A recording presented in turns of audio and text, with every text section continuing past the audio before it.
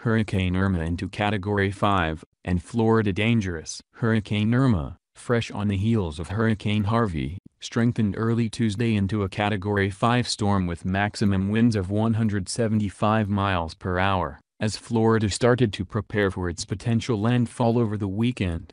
The latest forecasts have Irma on a more direct path towards South Florida, raising the possibility that the United States could be hit with back-to-back major hurricanes. Gov. Rick Scott of Florida declared a state of emergency on Monday for the state's 67 counties. Hurricane Irma is a major and life-threatening storm, and Florida must be prepared, Mr. Scott said in a statement. The last hurricane to hit Florida was Matthew last October, which brushed up along its east coast before making landfall in South Carolina as a Category 1 storm.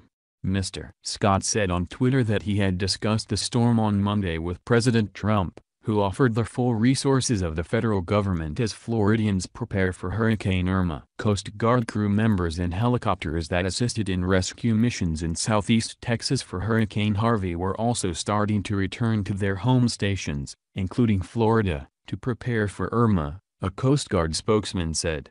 American Airlines announced late Monday that it had canceled several flights on Tuesday between Miami and the Caribbean destinations. The center of Irma was about 410 miles east of the Leeward Islands, which include Puerto Rico, as of late Monday and was expected to pass over them Tuesday night or early Wednesday. The storm is moving west at about 14 miles per hour. For people in South Florida, now is the time to start preparing and getting those hurricane kits in order, Chuck Kirokaza, a meteorologist at National Weather Service in Miami, said. Hurricane Irma, which surfaced as a tropical storm off Africa shortly after Hurricane Harvey made landfall in Texas last month, has intensified in recent days, gaining strength from the Caribbean's warmer waters. The latest forecasts indicate Irma could hit Puerto Rico and then the northern half of the Dominican Republic, before rolling toward Cuba at the end of the week. The storm's path over the weekend is less clear. It could move toward Florida and make landfall near Miami, or it could veer south of Cuba. A hurricane warning has been issued for Caribbean islands including Anguilla, St. Kitts and Nevis and St. Barts. The British and United States Virgin Islands are also under a hurricane warning. The storm could drop up to 10 inches of rain over parts of the Caribbean and cause dangerous flooding and landslides, the National Weather Service said. Hurricane Irma has strengthened into an extremely dangerous Category 5 storm, the National Hurricane Center said, threatening to slam into northeastern Caribbean islands and Puerto Rico by Wednesday before possibly taking aim at the U.S. mainland. Irma was churning Tuesday morning in the Atlantic about 270 miles east of Antigua and Barbuda, heading west with maximum sustained winds of 175 miles per hour, well above the 157 miles per hour threshold for a Category 5, the Hurricane Center said. The storm's forecast track currently has it near or over Antigua and Barbuda by late Tuesday or early Wednesday, and the Virgin Islands and Puerto Rico on Wednesday afternoon.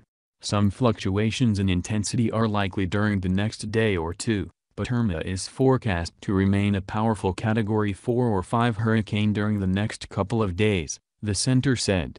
It is still too early to tell the exact impact Irma will have on the United States. Computer models show the system eventually heading toward Cuba and possibly turning north toward Florida by the weekend. While Irma's exact path is uncertain, several islands in the Caribbean as well as Florida are bracing for the storm. After declaring a state of emergency all across Florida, Governor Rick Scott said President Donald Trump had offered the full resources of the federal government as Floridians prepare for Hurricane Irma. In Florida, we always prepare for the worst and hope for the best, and while the exact path of Irma is not absolutely known at this time, we cannot afford to not be prepared, Scott said in a statement.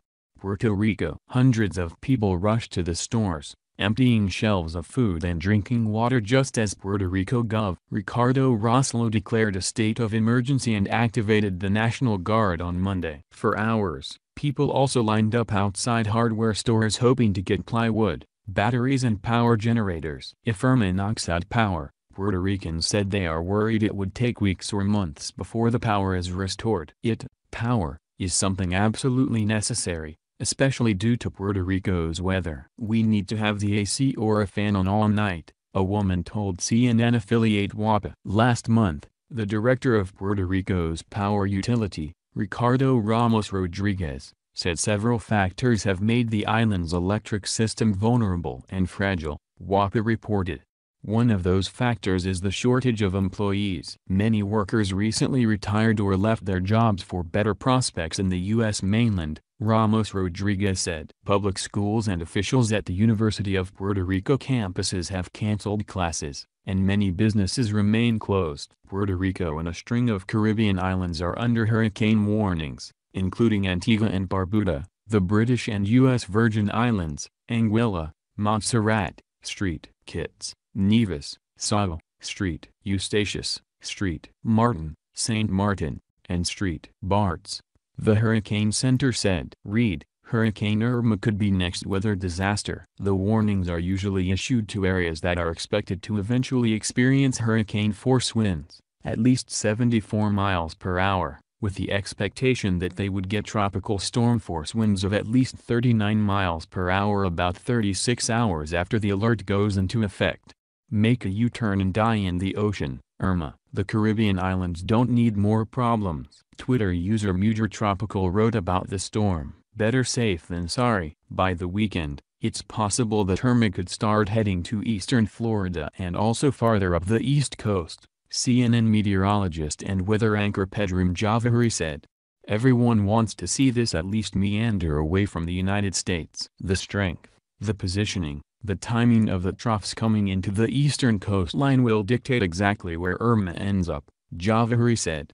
In Miami, supermarkets are already selling out on water and non-perishable food. People are trying to beat the rush in case Irma makes landfall. I've been through hurricanes and they're like, oh, it's going to hit right here, and then it hits 30, 40 miles up the coast and it kind of changes the way everything goes, so better safe than sorry, Greg Andrews told CNN affiliate WPLG.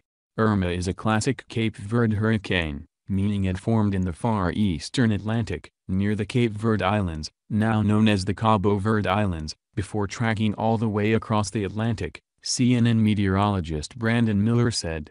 And Cape Verde storms frequently become some of the largest and most intense hurricanes. Examples include Hurricane Hugo, Hurricane Floyd,